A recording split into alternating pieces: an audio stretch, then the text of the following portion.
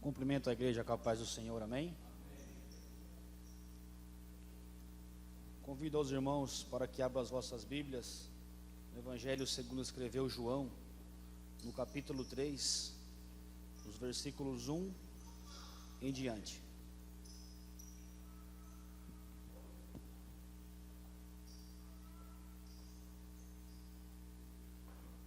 E assim lemos: E havia entre os fariseus um homem chamado Nicodemos, príncipe dos judeus. Este foi ter de noite com Jesus, e disse-lhe: Rabi, bem sabemos que és mestre vindo de Deus, porque ninguém pode fazer esses sinais que tu fazes, se Deus não for com ele. Jesus respondeu e disse-lhe: na verdade te digo, que aquele que não nascer de novo, não pode ver o reino de Deus. Disse-lhe Nicodemos: como um homem pode nascer sendo velho? Porventura pode tornar a entrar no ventre de sua mãe e nascer? Jesus respondeu: na verdade te digo, que aquele que não nascer da água e do Espírito, não pode entrar no reino de Deus. O que é nascido da carne é carne, e o que é nascido do Espírito é Espírito. Não te maravilhes de ter dito: necessário vos é nascer de novo. O vento assopra onde quer, e ouves a sua voz, mas não sabeis de onde vem, nem para onde vai. Assim é todo aquele que é nascido do Espírito. Nicodemos respondeu e disse-lhe: como pode ser isso? Jesus respondeu e disse-lhe: tu és mestre de Israel e não sabes isso? Na verdade te digo, que nós dizemos o que sabemos, e testificamos o que vimos, e não aceitais o nosso testemunho. Se vos falei de coisas terrestres, e não crestes, como crereis, se vos falar das celestiais? Ora, ninguém subiu ao céu, senão o que desceu do céu, o Filho do homem que está no céu. E como Moisés levantou a serpente no deserto, assim importa que o Filho do homem seja levantado, para que todo aquele que nele crê não pereça, mas tenha a vida eterna. Porque Deus amou o mundo de tal maneira que deu o seu Filho unigênito, para que todo aquele que nele crê não pereça, mas tenha a vida eterna. Glória a Deus. Queridos e amados irmãos, essa palavra que nos foi lida aqui é muito conhecida no nosso meio, principalmente em virtude do versículo 16, que fala que Deus amou o mundo. E o Evangelho de João, ele tem uma característica muito interessante, que ele é um evangelho diferente dos demais. Se nós observarmos os evangelhos de Mateus, Marcos e Lucas, nós vamos ver ali narrativas do que Jesus fez durante o seu ministério, né? São chamados evangelhos sinópticos. Seria mais uma narração e uma descrição do que Jesus fazia na terra. No entanto, o evangelho de João, ele tem uma característica diferente. Ele fala mais do amor de Jesus, ele fala mais de salvação. Quem já leu vai perceber isso. E João era o apóstolo do amor, né? Nós vemos ali que ele estava recostado ao peito de Jesus, então ele tinha uma afinidade diferente com o mestre, e por isso esse evangelho, ele tem essa diferença. Quando nós começamos a ver esse capítulo de número 3, em que Jesus, ele instrui Nicodemos acerca do novo nascimento, é a primeira passagem em que Jesus aparece ensinando no Novo Testamento. As demais passagens que ele registra aqui no Evangelho, Jesus não está ensinando, ele apenas está conversando com o povo. Mas aqui ele está ensinando. E está ensinando o quê? Está ensinando a forma como o homem precisa fazer para ser salvo.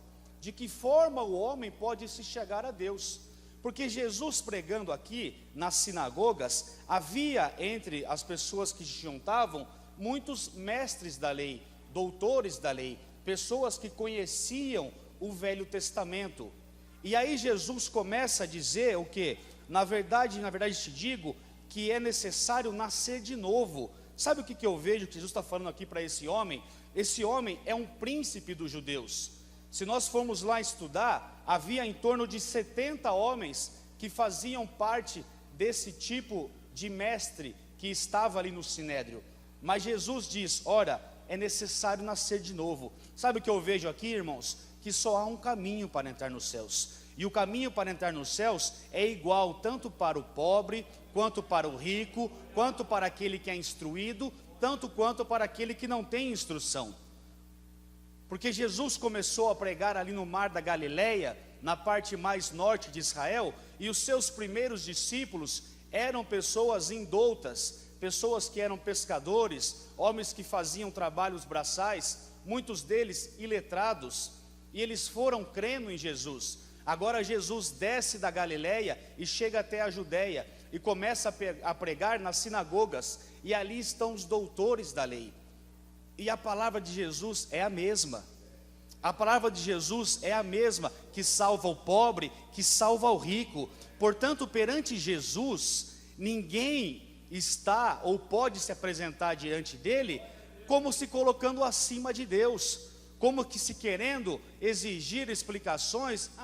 Eu não gosto muito do evangelho porque eu não concordo com isso, eu não concordo com aquilo. Olha, irmão, infelizmente ele tem todo o poder sobre os céus e a terra. Se você não concorda, eu não posso fazer nada para você, mas eu prefiro adorar a esse Deus. Sabe por quê? Porque foi Ele quem me salvou, foi Ele quem me remiu, e é Ele que prometeu, e eu tenho a esperança de que um dia Ele virá me buscar. E essa palavra é a palavra verdadeira de Deus. Portanto, necessário vos é nascer de novo. Glória a Deus. E o que é nascer de novo? Aí Nicodemos questiona a Jesus: como que eu posso entrar de volta no ventre da minha mãe? Ele fala: não, você é mestre, não entendeu isso? O Espírito sopra e leva aonde quer. Sabe o que quer dizer isso daqui, irmãos? O Espírito Santo, ele vai falar no seu coração. Quem convence o homem do pecado, do juízo e da justiça é o Espírito Santo. Então, quando você começa a sentir aquilo que as pessoas falam que é a sua consciência, que você ouve a palavra e sente um quebrantamento, isso é nascer de novo. Isso é você se contrastar com as suas próprias dificuldades, é você se contrastar com os seus próprios defeitos, e você entender que você está indo na contramão, você entender que você está amando mais a esse mundo do que a Deus. Glória a Deus. Isto é nascer de novo. E quando ele fala aqui em nascer de novo, o interessante é que nós tivemos o culto do batismo aqui no domingo passado, ou retrasado, agora me foge, e o batismo fala justamente disso. Quando a pessoa crê, Jesus falou: quem crer e for batizado, esse será salvo. Quando a pessoa crê, ela morre para o mundo e ela tem que ser enterrada, e isso quer dizer o batismo. Quando a pessoa é imersa na água, ali sepulta o velho homem. Quando ela é imergida pelo anjo da igreja, que é o pastor, ali nasce o novo homem. Esse é o nascimento que nós temos que ter. É para isso que Jesus veio ao mundo, para trazer salvação. Glória a Deus. E falando sobre batismo, eu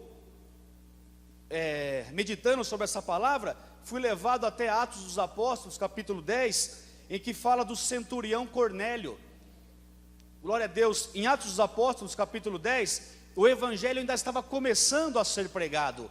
Os primeiros discípulos de Jesus eram judeus, e eles somente pregavam o evangelho para os judeus, para aqueles que eram da circuncisão.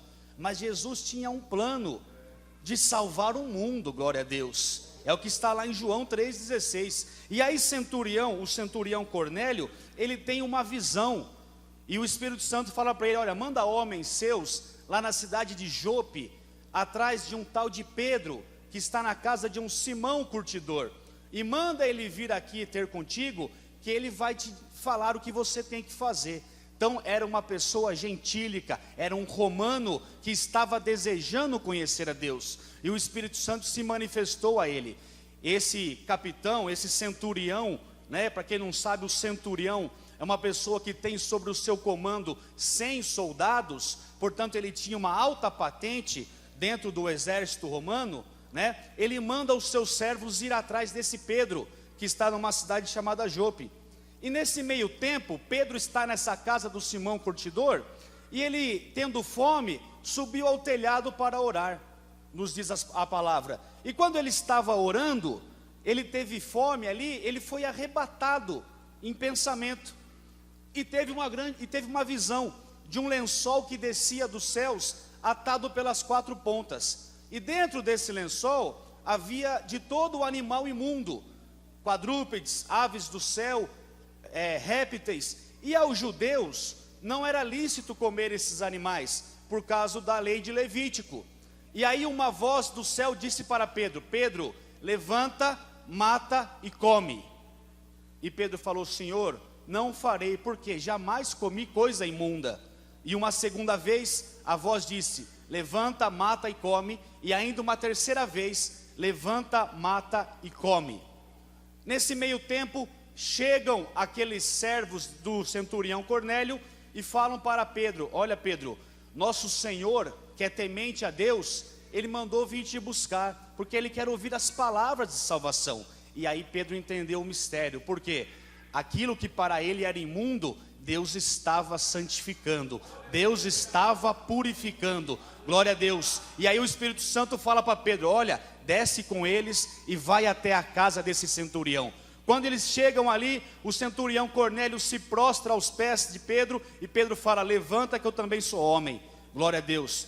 Não me é lícito, por ser judeus, estar com gentios, porque os judeus não se podiam juntar com gentios, a lei proibia. Mas ele esteve ali, por quê? Porque Deus falou para ele: não façais imundo aquilo que eu santifiquei, glória a Deus. E ali Pedro se achega junto a dele, e uma palavra maravilhosa que Pedro diz, Deus fala o quê?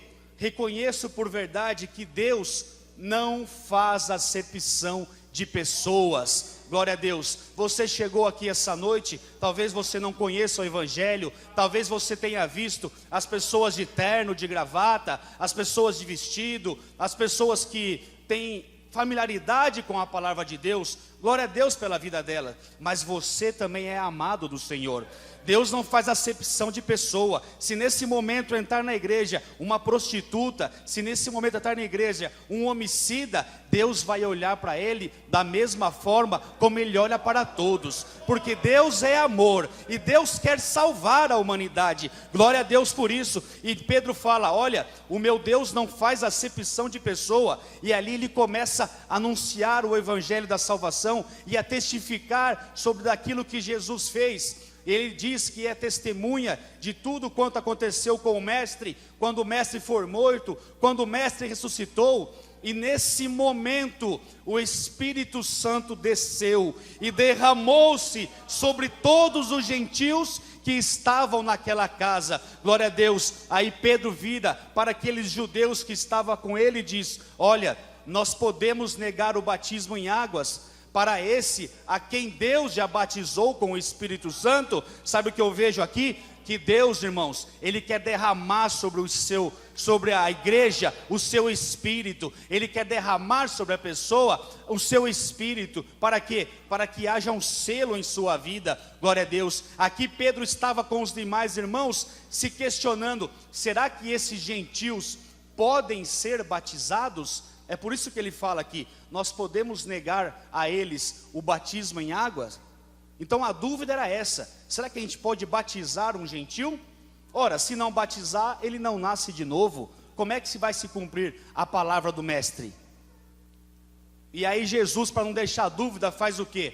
O Espírito Santo desce lá, onde estão reunidos em meu nome, e batiza todos com o meu Espírito, glória a Deus, porque a obra é minha, e eu quero salvar a todos, tanto judeus, quanto gregos, quanto bárbaros, quanto cítaros, todas as pessoas. A morte de Cristo é para a salvação do mundo, glória a Deus. E por isso essa noite, em que nós estamos aqui reunidos, eu tive um desejo de falar acerca de João, capítulo 3 e 16, onde nós vemos o amor de Deus derramado no mundo, e a forma pela qual Deus aprove ao homem, permitiu ao homem buscar a salvação. E a salvação para nós só pode ser alcançada por meio da fé em Cristo Jesus e por meio do batismo nas águas, para que nos tornemos novas criaturas em Cristo.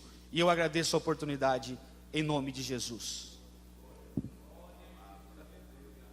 Graças a Deus, amados, por esta palavra que veio da parte de Deus aos nossos corações.